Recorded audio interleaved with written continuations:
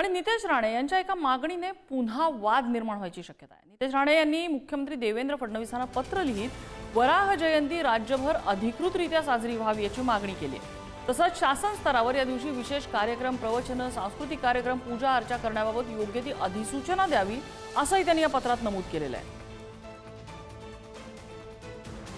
नितेश राणे यांची मागणी नेमकी काय आपण ग्राफिक्सच्या माध्यमातून समजावून घेऊया। भाद्रपद शुद्ध द्वितीया 25 ऑगस्ट रोजी वराह जयंती राज्यात साजरी करावी।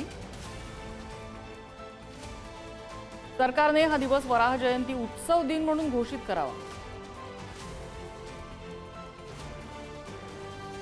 राज्यभरात सांस्कृतिक आणि धार्मिक कार्यक्रम आयोजित करावे।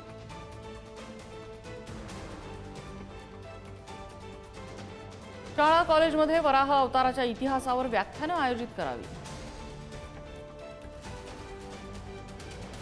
मंदिरांमध्ये विशेष पूजा अर्चा आणि भक्ती समारंभांचं आयोजन करावं।